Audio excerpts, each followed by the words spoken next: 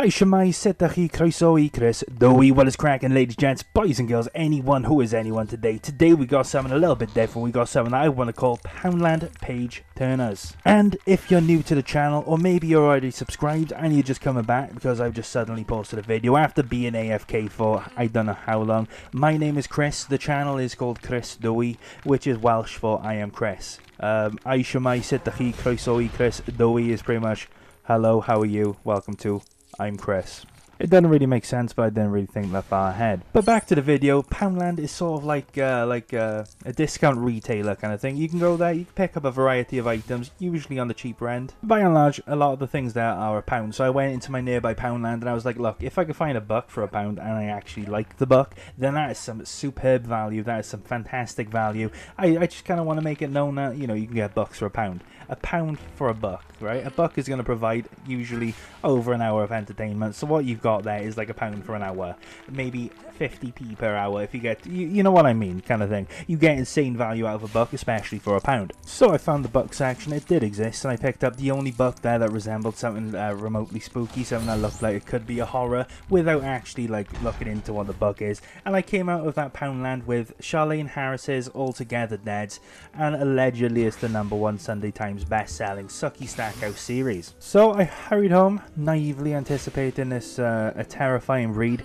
So this is going to be more like the review for the book now. This is where I'm going to tell you about the book. Is it worth your money? And I don't know if you're going to be able to hear it, but if you can hear my neighbor making weird moaning noises, it's nothing to do with me. So let's take a page out of my book and let's talk about the cover first. The cover looks alright. The cover, it's nice. It's green. You got like a bit of should we call it wine, just in case any kids are watching. We got some wine on the cover. Altogether Dead, the #1 Sucky's Time, whatever. Right? It's good. It's eye catching. It does look spooky. It looks quite classy, to be honest. It's one of them books that you won't turn your nose up on it, will you? It's an alright. It's an appealing book. The copy I'm holding in my hand, it's published back in 2011. It's very reminiscent of 2011 literature, and I'm going to try and show some examples if I can. Maybe it's just like a Mandela effect or whatever. Did I just use that term correctly? I did. I might make a video sort of on that sort of stuff. Who knows? But it's very reminiscent of the stuff that you see back in your school library at the time. It's maybe that's why I went for the book. Maybe it caught me subconsciously. You flip that bad boy over like a Tinder hookup, and it says on the back, Sucky Stackhouse would really like time to get over being betrayed by Bill. Who is Bill? Is it Bill from Left 4 Dead? We never know. Her longtime vampire lover, I should have kept reading, and get used to a new relationship with Smexy shapeshifter Quinn. But instead, she finds herself attending a vampire summit, the destination of choice for every undead power player around. She's there as a sort of human Geiger counter for Sophie-Anne Leclerc, the vampire queen of Louisiana. But Sophie-Anne's power base has been severely weakened by Hurricane Katrina, and she's about to go on trial for murdering her king. Sucky knows the queen is innocent, but others have their doubts. And there are some vamps who would like to finish what nature started, with secret alliances and backroom deals, the order of the day. At night, Sucky must choose a side to stand with, and quickly, for her choice may mean the difference between survival and an all-out catastrophe. So I'm not going to read out the quotes, because personally I don't recognize any of the people giving quotes, and quotes are just easy to fake anyway. They don't matter at the end of the day. If you read the back of the book, that sort of summarizes it. If that's the sort of thing that you think you're going to be into, you're going to be into it. I wish I read it, because personally, I'm just not the target demographic for this book. And as this is a book in a long-running series, it sort of knows what it's going for, and I just was completely left in the dark. So as far as I can tell on Goodreads, this is #7 out of like 12 books. So I sort of jumped into the story before it was even finished, and I don't understand what's happening, and that's okay, that's perfectly fine. You know, I'm happy to learn, and I'm excited to learn. I'm eager to learn about this world, because the world itself is really interesting. The characters themselves have a lot of potential. It's just, it genuinely took me maybe like a week or two to read this book, because I just got so tired of just reading dialogue after dialogue. It's just constant dialogue. There's not very much action. It's more about talking. It's more about telling than doing, kind of thing.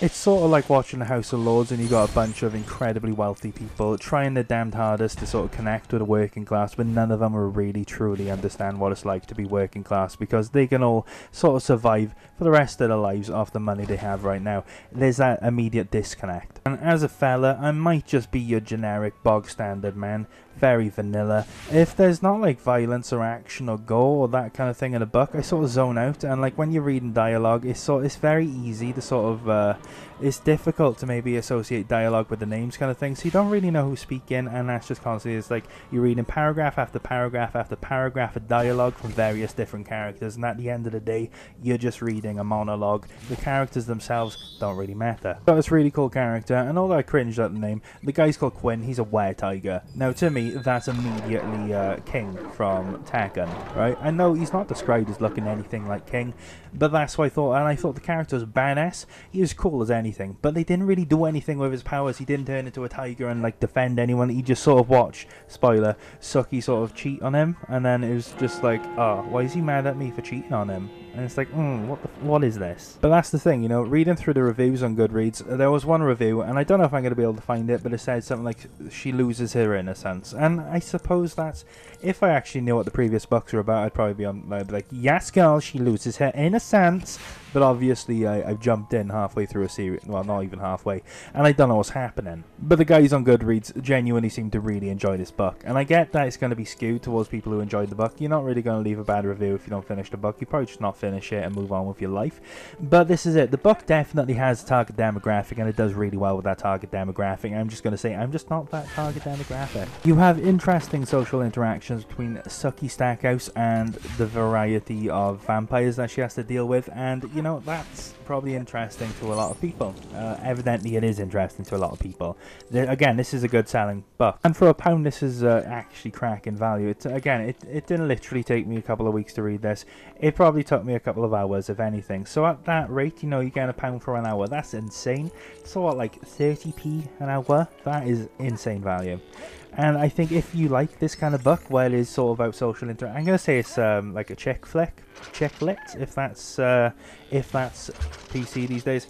Because a lot of the fan base do seem to be younger women, maybe, you know, between, I'm going to say 18 to 30, but obviously, you know, age is just a number, and you can enjoy this book at any sort of age, but the fan base generally does seem to be women. In the exact same way that Games Workshop or Warhammer, I think they are now, they have Black Library, and the books that they write tend to appeal to maybe geekier, nerdier men. You know, it's just one of them things, you know, it does something incredibly well. It targets itself to an incredibly receptive audience, and it absolutely rakes in the money. Charlaine Harris has probably like done really well off this series of books, and you know, what I'm saying is, the book is objectively good. Although I didn't like it, I can acknowledge that it's a good book that many people like, that has done incredibly well successfully. It's just, to put it really simple, as a bloke, I just didn't really connect with the book at all, and it just sort of, it didn't even go over my head. It's just, I dodged it. I don't care for social, I don't want to read a book that's all about talking. In the book that I wrote, for instance, it's more geared towards action, it's more geared towards, like, just thumping, things that go bump in the dark, that kind of thing. You know, there's a lot more action, there's a lot more violence, there's a lot more this, that and the other. There is talking in the book, but the talking is there, sort of bridge the gap where things do actually need to be said. And as a writer myself, I say as a writer, that's kind of cringe, but as somebody who's written the book myself, I can notice there's differences between mine and Charlaine's writing, and some of that sort of rubbed me the wrong way, but that's just purely, unless you write, you're probably not going to care, to be honest. All in all, for £1, this book is an absolute steal, an absolute bargain. I'm honestly gutted that they didn't have the rest of the books there, because I'd probably go back and just pick them up myself, if not for my own interest, to maybe do a series on YouTube about it. But all in all, if I had to give this book a review, I'd probably give it 5 out of 10. It is young adult fiction. It's the sort of thing you would find in a school library. That comment was spot on that I made. And I think it's 5 out of 10 because although the book does clearly hyper focus on maybe like a female market, it should be accessible to a male market in some way, shape or form. Although I shouldn't be losing my mind over the book, I should be able to sit down and sort of enjoy the read kind of thing.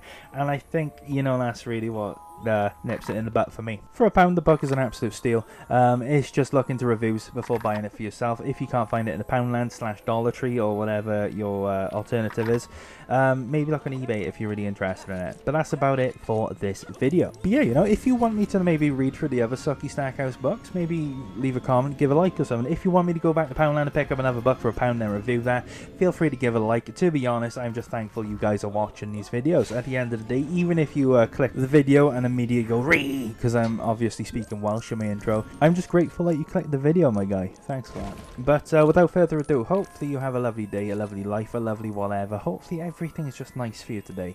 Until I see you next time, without further ado, live, laugh, love. Take care. You just lost the game.